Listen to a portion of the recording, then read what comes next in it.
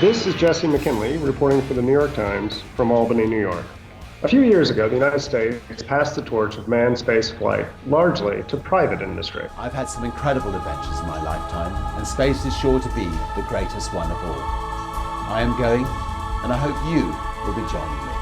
Richard Branson took up the idea with fervor and is now closer than ever to bringing private, well-to-do clients to space. When I tell people what I do, and I tell them about the project, most of them are interested, have a big grin, and walk away. Yeah.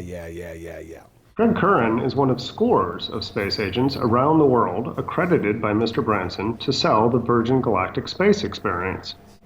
For $200,000, Virgin Galactic clients join an exclusive group of stargazers who can experience everything from centrifuge training to cocktails with fellow astronauts to be. It's not just the time that you're going to be going up into space, but it's the quality time we're going to be spending together in anticipation.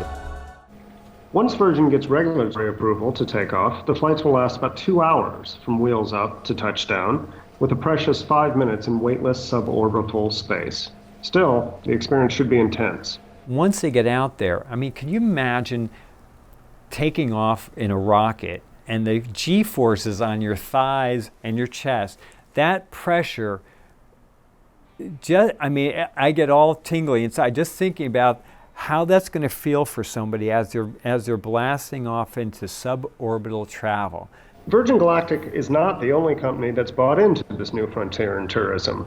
Several other companies are also vying to take passengers into suborbital space at a cheaper price than Virgin.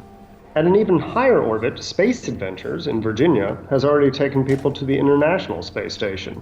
And BIGELOW AEROSPACE in Las Vegas wants to be the first to build private stations or habitats for individuals, in case you don't want company. Of course, to realize a real future in space tourism, Virgin Galactic needs ticket buyers who are not just customers, but very, very brave pioneers. Look at it. Wow. This is the birth of a new industry. It is true that at some point the prices will come down. That's for another time. The initial astronauts are, in my way of thinking, angel investors. They're not going to get a return in cash. They don't get stock. Without the astronauts,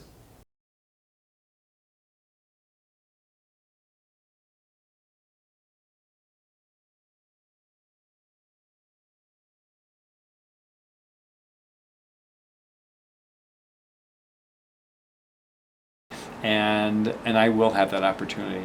I'll be in the first 1,000. I know I will.